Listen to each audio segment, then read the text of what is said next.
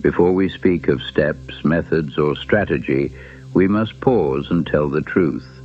Nothing changes because you know what to do.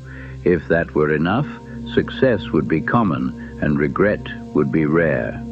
The shelves of the world are already filled with books, lectures, and advice.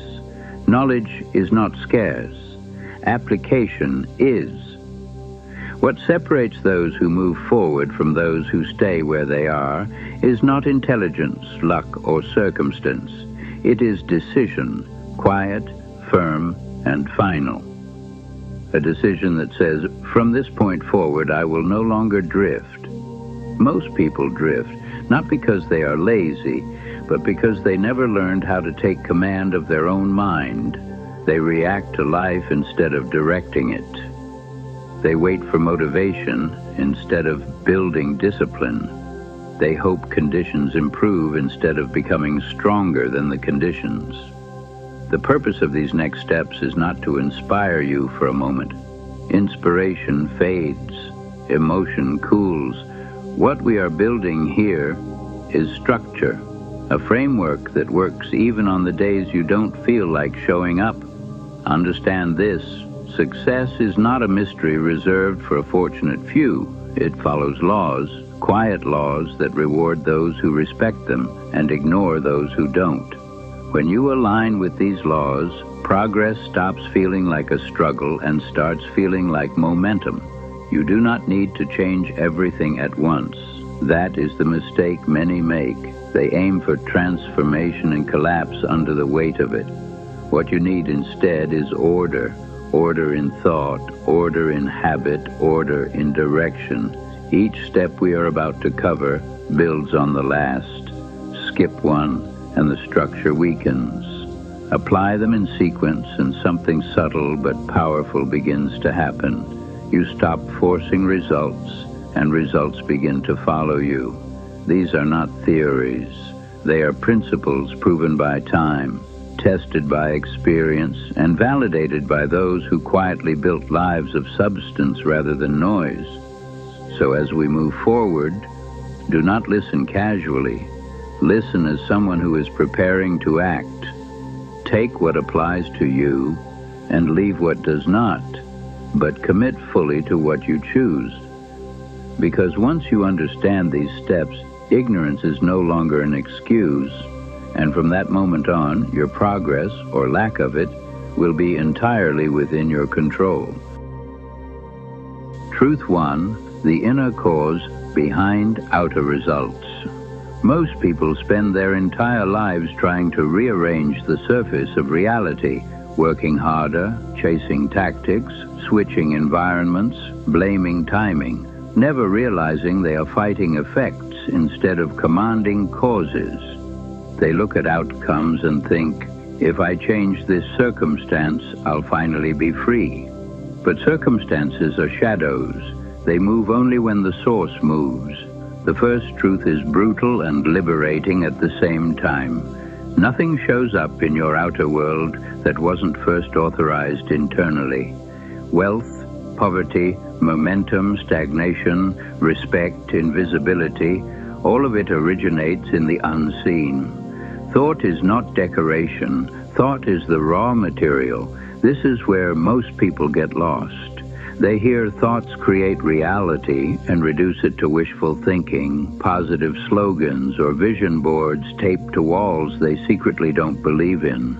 That is not what this truth is pointing to. A thought with no emotional weight, no identity behind it, no discipline to sustain it, is inert. It does nothing. The thoughts that shape your life are the ones you live inside of, the ones you rehearse when no one is watching, the ones that dictate how you interpret setbacks, how you carry your body, how you speak when challenged, how quickly you quit when resistance appears. These thoughts are not loud, but they are consistent, and consistency is power. Here is the uncomfortable realization. Your current results are not a mystery. They are evidence. They are feedback from the invisible world saying, this is what you have been thinking, assuming, and tolerating. not consciously, deeply, habitually, automatically. The esoteric traditions understood this long before modern success philosophy ever gave it language.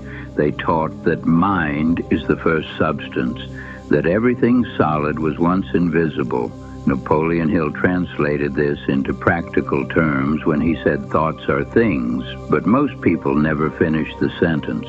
Thoughts become things only when backed by belief, repetition, and emotional intensity. This is why effort alone burns people out. They are trying to overpower an internal order with external force. They wake up motivated, push hard for a few weeks, then collapse back into the same patterns. Why? Because the inner cause never changed. The identity never shifted. The self-image stayed intact. You do not rise to the level of your goals. You fall to the level of your self-concept. That is the law. Every action you take is downstream from an assumption you hold about who you are and what is possible for you. If you assume success is rare, exhausting, or reserved for others, your behavior will quietly sabotage you, even while you swear you want more. The mind will always protect consistency over comfort. This truth demands responsibility. No scapegoats, no villains, no cosmic excuses. It says, if you want different results, you must become a different source. Not louder, not busier, clearer. Ruthless clarity begins here. You stop asking, what strategy am I missing? And start asking, what belief am I living from? You stop obsessing over outcomes and start auditing the mental environment that produced them. You observe your dominant thoughts the way a commander studies terrain, because they determine every battle before it begins. This is not about controlling every thought. That's impossible. It's about choosing which thoughts you allow to take root, which narratives you repeat, which interpretations you feed with emotion. Over time, these choices harden into character. Character hardens into destiny. When you change the inner cause, the outer world has no choice but to follow. Not instantly, not magically, but inevitably. This is where the real work begins. Truth 2. Desire as sacred fire, not wishful thinking. Most people misunderstand desire because they've only experienced it in its weakest form. They confuse desire with wishing, with wanting, with scrolling past a life they envy and saying, that would be nice. That is not desire. That is mental tourism. It costs nothing and creates nothing. True desire is not casual. It is consuming. It is the quiet pressure that refuses to let you settle. It is the internal heat that makes comfort feel dangerous. When desire is real, it doesn't beg for permission. It reorganizes your priorities without asking.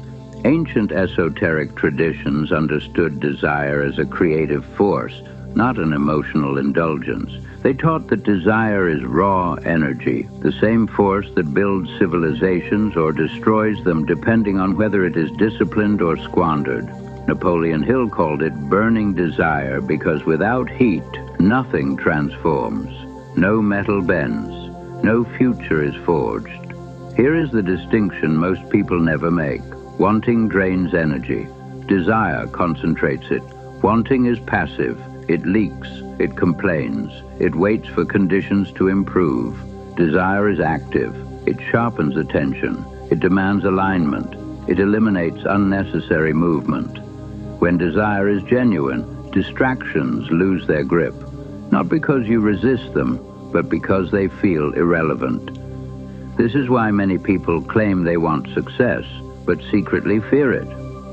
Real desire comes with responsibility. It forces you to confront the gap between who you are and who you must become. It exposes every weakness you've been hiding behind busyness, entertainment, or excuses. So instead, people settle for diluted goals that don't threaten their identity. But sacred fire doesn't negotiate. When desire is undisciplined, it turns into impulse, chasing dopamine, validation, short-term pleasure. This is where desire becomes destructive. But when desire is focused, it becomes devotion. This is the alchemical shift. Desire stops being about consumption and becomes about creation. Think of desire as fuel. Pour it everywhere and you get smoke. Channel it into a single direction and you get propulsion. The esoteric path has always warned against scattered desire because divided energy cannot build anything that lasts. Hill taught that desire must be definite, clear, specific, emotionally charged. Esoteric wisdom adds something deeper. Desire must be consecrated. It must be tied to purpose, identity, and value, or it will rot into frustration. Ask yourself this honestly. Does your desire pull you forward or merely soothe your dissatisfaction? Because real desire changes behavior long before it changes circumstances. It alters how you spend your time, who you listen to, what you tolerate, what you say no to without guilt. If your daily actions don't reflect your stated desire, then what you have is preference, not fire. This truth demands courage. Once desire becomes real, there is no unknowing. You cannot pretend you didn't hear the call. You cannot blame the world for failing to deliver when you haven't committed to carry the weight. Desire, when honored, becomes a compass. When ignored, it becomes anxiety. When betrayed, it turns into resentment. And here is the final initiation hidden inside this truth. Desire reveals your assignment. Not everyone desires the same thing because not everyone is meant to walk the same path. The tragedy is not wanting too much. The tragedy is numbing the desire you were given because it demanded more of you than you were willing to give. Treat desire as sacred. Feed it with discipline. Guard it from dilution. Aim it with precision. Because once desire ignites fully, there is no going back to sleep. This is the fire that separates the committed from the comfortable. Truth 3. Faith as assumed identity, not blind belief. Most people think faith means hoping something works out. They mistake it for optimism, positivity, or spiritual luck.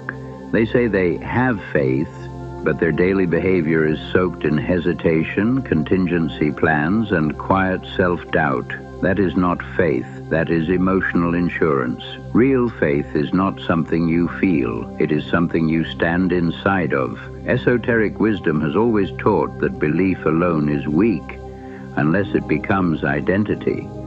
Napoleon Hill brushed against this truth when he spoke of faith as a state of mind that could be induced through autosuggestion. But the deeper law goes further. Faith is the assumption that precedes proof. Faith is not waiting to see if reality cooperates. Faith is deciding who you are before the environment catches up.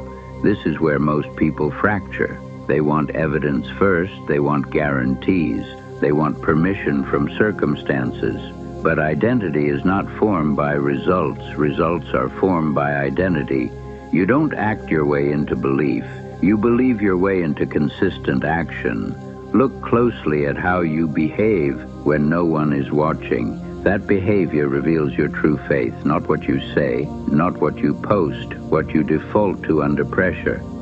Faith expresses itself as posture, tone, decisiveness, and patience, not words. Esoteric traditions describe this as being in the state. You do not imagine success as something coming toward you. You inhabit the mindset of someone for whom success is normal. This is why rituals, symbols, and repetition were used, not for superstition, but for embodiment. Hill called this acting as if, but acting is not pretending. Acting is rehearsal until it becomes natural. When faith is real, it stops feeling like effort and starts feeling like inevitability. Here is the paradox. Faith feels calm, not excited. Excitement still seeks confirmation. Faith does not rush. It does not argue. It does not need to convince anyone. It moves steadily, quietly, with an internal certainty that doesn't fluctuate with news, moods, or temporary setbacks. Most people never experience this because they confuse faith with emotional highs. When the emotion fades, they think faith is gone. In reality, faith begins when emotion is no longer required. Faith as identity means you stop negotiating with doubt. Doubt may appear, but it no longer gets a vote. You don't debate whether you're capable. You behave as if the decision was made long ago. This is why highly successful individuals often seem unbothered by chaos. Their identity is anchored, not reactive. The subconscious mind responds to assumption, not effort.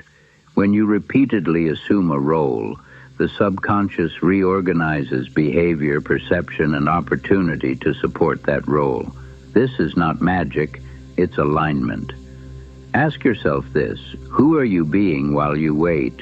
Are you being someone trying to succeed or someone expecting to succeed? One posture leaks energy, the other conserves it. One waits for motivation, the other moves without drama. Faith does not eliminate obstacles. It eliminates internal friction. And once friction is gone, action becomes clean, precise, and relentless. This truth demands maturity. You cannot half believe and expect full results. You cannot wear the identity only when conditions are favorable. Faith is proven in silence, in delay, in repetition, in choosing consistency without applause. Assume the identity, live from it, protect it. Reality will follow, not because you begged it to, but because it had no other option. This is faith, not as belief, but as being. Truth 4. The subconscious as the hidden workshop. Most people think the conscious mind runs their life. They believe decisions are made through logic, willpower, and intention. But the conscious mind is only the foreman, not the factory. The real work happens beneath awareness, in the quiet machinery of the subconscious. The subconscious does not reason. It executes. It accepts instructions through repetition, emotion, imagery, and identity, and then carries them out with ruthless efficiency. This is why people swear they want change, yet keep repeating the same behaviors. The subconscious is loyal to the program it has been given, not the promises made in moments of motivation. Esoteric traditions call this the inner workshop, the alchemical furnace, the womb of form. Napoleon Hill called it the connecting link between thought and physical reality. Different language, same mechanism. Whatever consistently reaches the subconscious gets built. This is why surface-level thinking fails. You can consciously decide to be disciplined, but if your subconscious associates discipline with pain, deprivation, or failure, it will sabotage you the moment attention fades, not out of malice, but out of protection. The subconscious is designed to preserve familiarity, not ambition. Understanding this truth changes everything. You stop trying to overpower yourself and start reprogramming the workshop. The subconscious learns through impression, not explanation. Repetition carves grooves, emotion seals them, images make them vivid. This is why rituals, affirmations, visualization, and symbolic acts appear in both esoteric practice and success philosophy. They bypass logic and speak the language of the inner mind. But here is where most people misuse these tools. They repeat words they don't feel. They visualize outcomes they secretly doubt. The subconscious detects the contradiction instantly and discards the instruction. The workshop only accepts what feels real. To program the subconscious, thought must be paired with emotion and inevitability, not desperation, not fantasy, calm certainty. This is why disciplined routines matter more than inspirational bursts. Consistency trains the subconscious to expect a certain level of behavior and outcome. Your habits are subconscious agreements. Your reactions are subconscious reflexes. Your comfort zones are subconscious boundaries. Change those, and behavior follows without force. The esoteric path teaches that imagination is not daydreaming, it is formative power.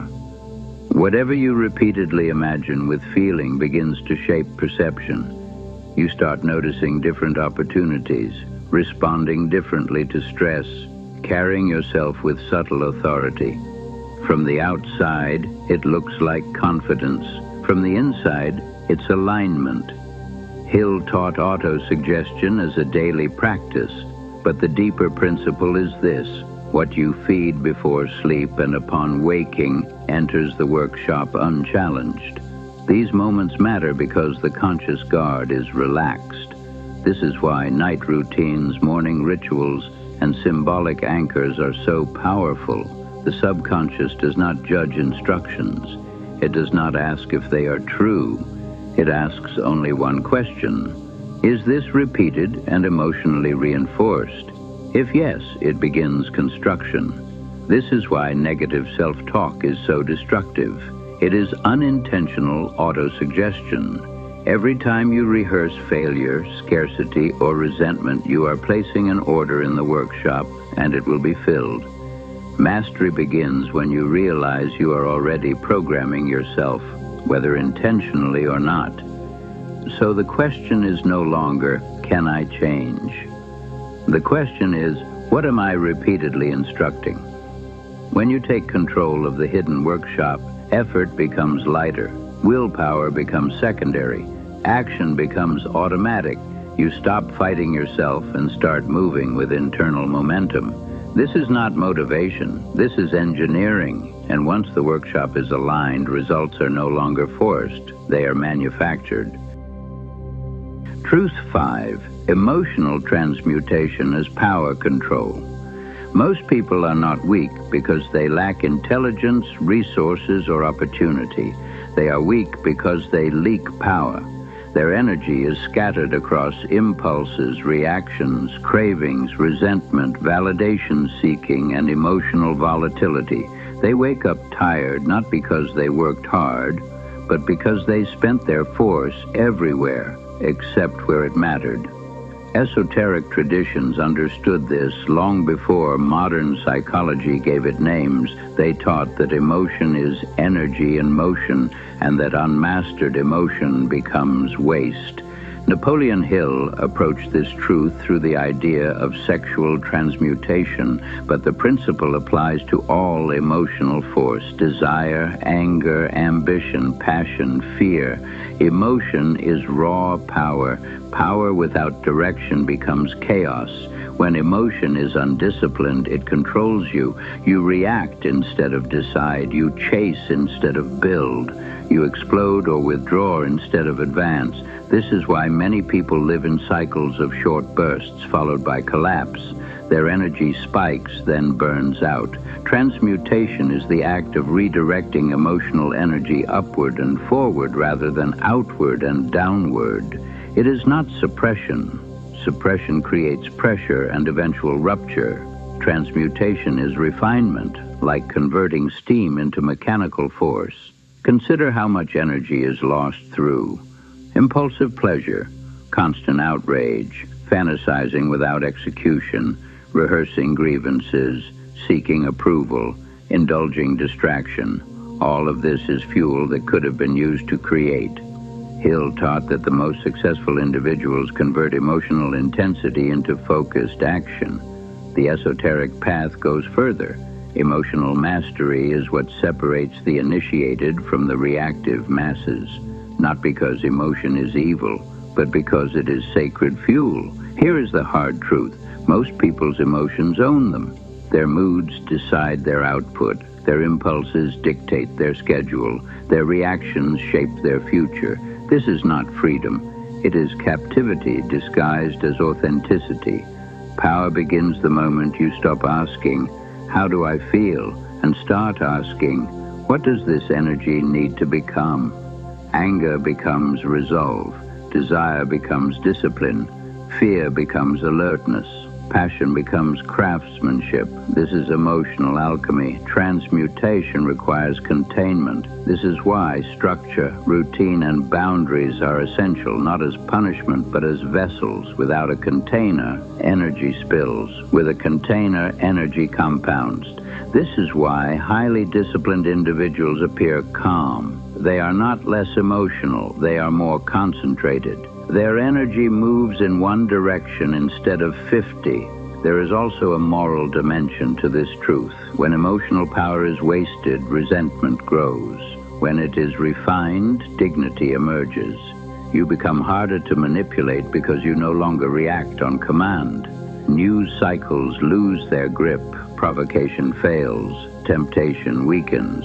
The esoteric schools taught that mastery of emotion precedes mastery of reality.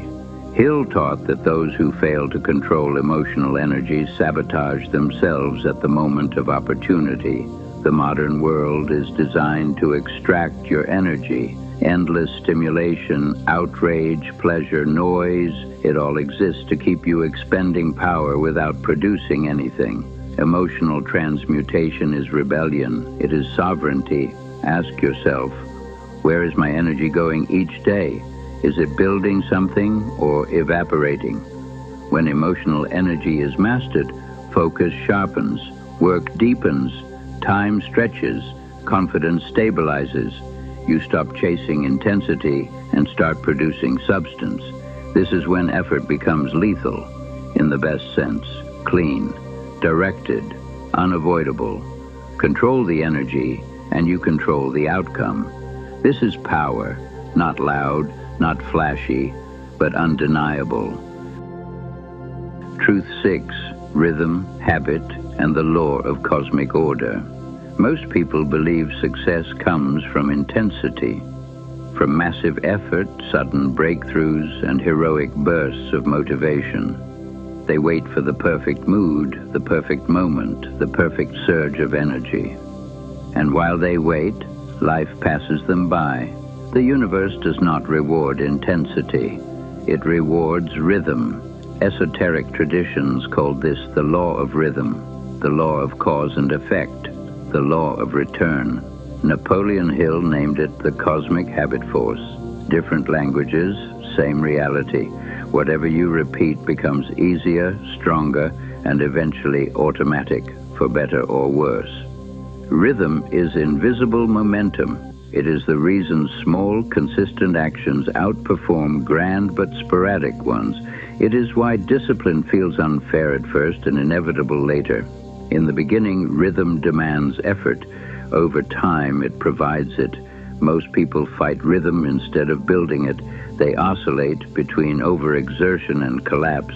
They sprint, burn out, recover, repeat, never realizing they are training failure into their nervous system. Their body, mind, and subconscious learn instability as the norm. Cosmic order does not respond to chaos. Habit is how rhythm becomes permanent. Every habit is a contract with the future. When you repeat an action long enough, the universe no longer asks for willpower. It assumes continuation. This is why bad habits feel heavy to break, and good habits feel heavy to start. The force behind them has already been set. Hill taught that the cosmic habit force rewards those who align with constructive patterns and punishes those who drift. This is not moral judgment, it is mechanical law. The same force that builds wealth can just as easily build decay. This truth removes the fantasy of shortcuts. There is no hack that bypasses rhythm. There is no moment where discipline stops being required and magic takes over. What does happen is subtler. Discipline transforms into identity. Esoteric teachings warn that violating natural rhythm leads to disorder, mental, emotional, and physical.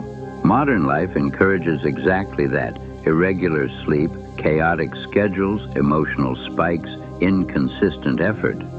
People then wonder why their mind feels fragmented and their progress unstable. Order creates power. Consistency creates trust with yourself and with life. When you live in rhythm, your subconscious relaxes. It no longer wastes energy bracing for chaos. Focus deepens. Decision fatigue decreases. Your nervous system stops flaring. You move with steadiness rather than urgency. This is why the disciplined individual appears calm, while the undisciplined one feels rushed. One moves with time, the other fights it. Rhythm also creates compounding integrity. Each kept promise reinforces self-trust. Each broken commitment erodes it. Over time, this determines confidence more than talent ever could. The esoteric path teaches that mastery of time is mastery of self. Hill taught that time, like energy, obeys those who respect its laws. Show up at the same hour. Do the work whether you feel like it or not. Protect the pattern. This is not rigidity, it is alignment. The universe favors those who meet it halfway day after day without theatrics, those who build quietly, those who do not demand immediate reward, those who let rhythm do the heavy lifting. Ask yourself, is my life structured to support momentum or sabotage it? When rhythm is established, progress becomes predictable, growth becomes inevitable, and success stops feeling like a gamble and starts feeling like a scheduled event. This is the law the masses ignore, and the masters obey. Build the rhythm, the rest will follow. Truth 7. The mastermind as a living intelligence. Most people think collaboration is about networking, contacts, or proximity to success.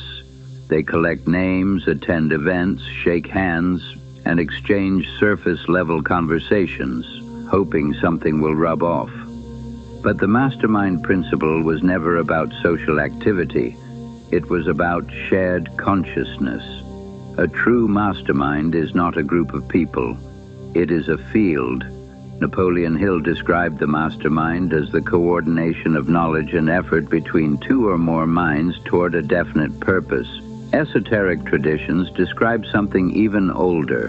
When minds align in intention, a third intelligence emerges, one that does not belong to any single individual. This is why some rooms feel heavy and others electric, why some conversations unlock ideas you never had alone, why certain alliances accelerate growth while others drain it. You are not just exchanging information, you are entering a mental atmosphere.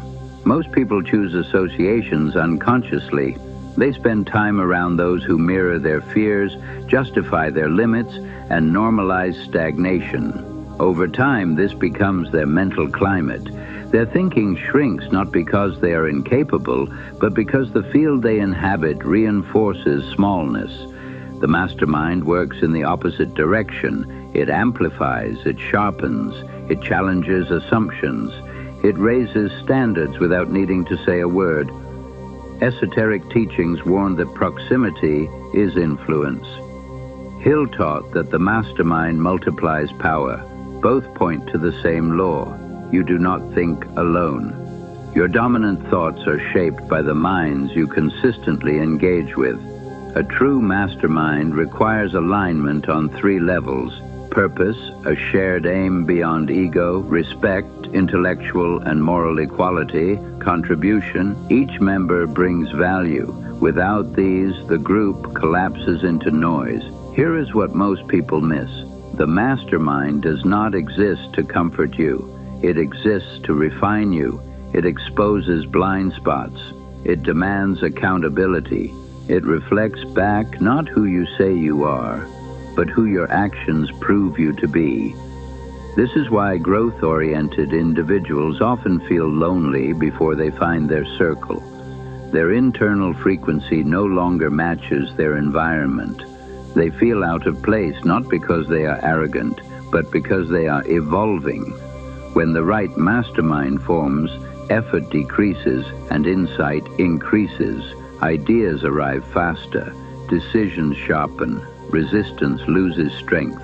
This is not coincidence, it is resonance. Esoteric philosophy teaches that thought is contagious. Hill observed that coordinated minds generate momentum greater than individual will. Together, they form a living intelligence that seems to know the next step. This is why isolation slows progress. Not because you need validation, but because no mind sees itself clearly in a vacuum. Reflection is essential, but reflection must come from those who operate at or above your standard, not below it. A mastermind also protects against self-deception. When surrounded by disciplined minds, excuses die quickly. Fantasy collapses. Only execution survives. Ask yourself, who reinforces my discipline? Who challenges my thinking? Who sharpens my standards? If the answer is no one, your growth will stall, not from lack of effort, but from lack of friction.